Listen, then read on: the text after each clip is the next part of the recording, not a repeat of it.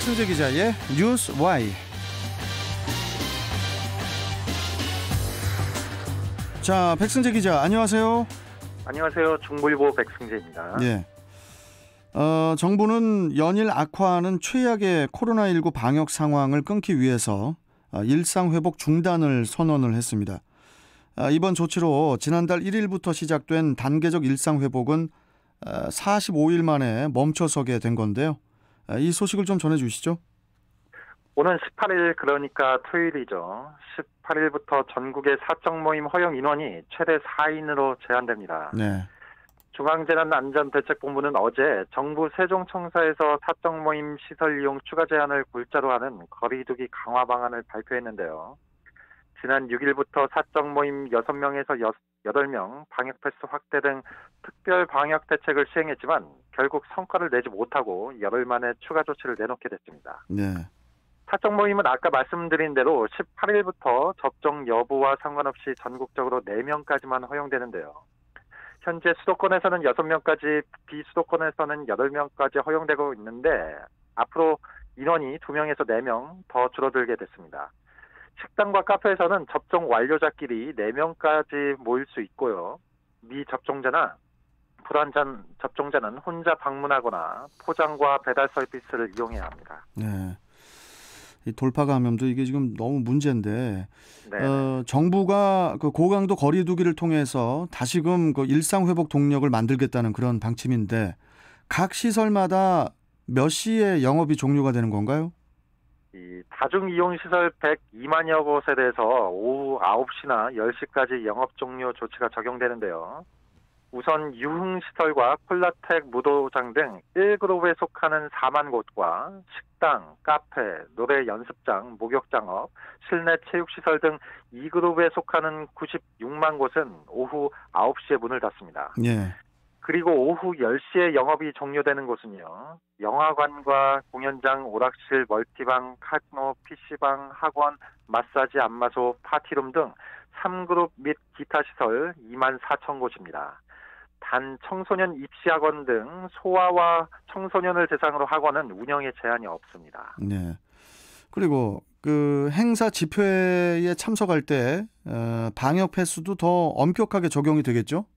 네, 말씀하신 대로 더 엄격하게 적용되는데요. 네. 기존에는 99명까지는 접종 여부를 따지지 않았고 100명부터 방역 패스를 적용했는데 앞으로는 50명 이상이면 방역 패스가 적용됩니다.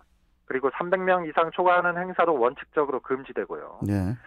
참석자가 50명이 넘는 공모 및 기업의 필수 경영 관련 행사, 그리고 전시회, 박람회, 국제회의에도 방역 패스가 새로 적용됩니다. 학부모들이 또 이제 궁금해하실 부분이 이 등교와 관련된 건데요. 이 오는 20일부터 수도권의 모든 학교와 비수도권의 과대 과밀 학교에서는 전면 등교를 중단하고 밀집도를 3분의 2로 낮추게 됩니다. 예.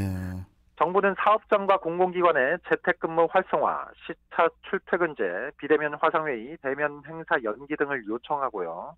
조만간 종교시설에 적용할 추가 대책도 내놓을 예정입니다. 아이고, 이거 이러다가 이거 이제 다 재택근무 해야 되고, 이게 지금 학교도 없어질 것 같습니다. 이거 이러다가 이거 예, 그러면 참, 안 되고요. 이게 이번 거리두기 조정 방안은 18일부터 이제 적용이 될 텐데 정확히 네네. 언제까지 적용이 되는 거죠? 거리두기 조정 방안이 말씀하신 대로 18일 내일 0시부터 시작이 되는데요. 특별 방역 기간이 끝나는 내년 1월 2일까지 총 16일 동안 적용됩니다. 그렇죠. 정부는 연말까지 방역 상황을 점검한 뒤 거리두기 연장 또는 일상회복 재가동을 결정할 방침인데요. 네. 정부는 이 기간에 3차 접종과 미접종자 접종, 중환자실 등 의료 여력 확보 등에 집중하겠다고 밝혔습니다. 김부겸 총리는 당면한 방역 위기 극복을 위해서 의료 역량 확충과 백신 접종에 총력을 다하고 있지만 이를 위해서는 시간이 필요하다면서 그동안 강력한 사회적 거리두기를 통해서 하루빨리 확산세를 제압해야만 이번 고비를 넘어설 수 있다고 판단한다고 밝혔습니다.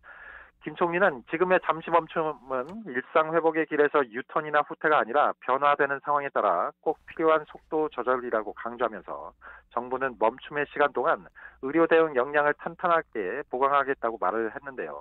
이에 적극적인 백신 접종으로 화답해달라 이렇게 요청했습니다. 그러면은 네. 이번 2주간의 1월 2일까지 2주간의 멈춤이 지역 사회에서의 코로나 전파 고리를 확실하게 끊을 수 있다는 겁니까? 이게 어떻게 되는 거예요? 결론적으로 말씀드리면 확답할 수는 없는 상황입니다. 오히려 좀 전망은 좋지 않은데요. 예. 우선 정부는 사회 전체적으로 코로나19 면역력을 높이기 위해 2주간의 멈춤이 충분한 시간인지에 대해서 확답을 하지 못했습니다. 방역당국은 지난달 21일부터 이달 11일까지 총 3주간 전국의 코로나19 위험도를 매우 높음으로 평가한 데 이어 최근 3일 동안 실시한 긴급평가에서도 같은 결과가 나왔다고 밝혔습니다. 정은경 중앙방역대책본부장은 유행이 악화될 경우 이달 중 약 10,000명 그리고 내년 1월 중 최대 2만 명까지 확진자가 발생할 수 있다고 말을 했는데요. 위중증 환자의 경우 이달 중 약 1,600에서 1,800명, 유행이 악화하면 위중증 환자가 1,800에서 1,900명까지 나올 수 있다고 설명했습니다. 이 같은 상황에서 전문가들은 이번 거리두기 조치로는 코로나19 확산세를 확실히 꺾을 수 없고 결과적으로 방역 피로감만 가중되면서 일상 회복 동력이 소진될 수 있다. 이렇게 지적을 했는데요. 이번 조치는 거리두기 4단계 수준인데 앞서 신규 확진자가 2,000명씩 나왔을 때도 확연한 감소세를 만들지 못했던 전략이라고 지적을 하면서 짧은 시간 안에 확진자를 줄일 고강도 대책이 나오지 않았다 비판했습니다. 방역 상황이 연말까지 의미 있는 수준으로 개선되지 못할 경우 정부의 확진자 예측 실패, 병상 확보 지연, 뒷북 방역 조치로 일상 회복이 결국 후퇴했다는 비판이 커질 것으로 보입니다. 이게 지금 부스터샷을 3차까지 접종을 받는 게 이게 일단 필수적일 것 같고요. 앞으로는 한 6개월에 한 번씩 지금은 3차 접종 이야기는 하고 있지만은 이제 4차, 5차, 6차 계속 이제 맞으면서 우리가 살아가야 될 수가 있어요. 그렇기 때문에 일단 방역 수칙, 방역 예방에 더욱더 우리가 모두 긴장의 끈을 놓지 말고 생활을 해야 될 것 같습니다. 자, 오늘 말씀 여기까지 듣죠. 고맙습니다. 네, 고맙습니다. 네, 자 뉴스와이 중부일보 백승재 기자와 함께 했습니다.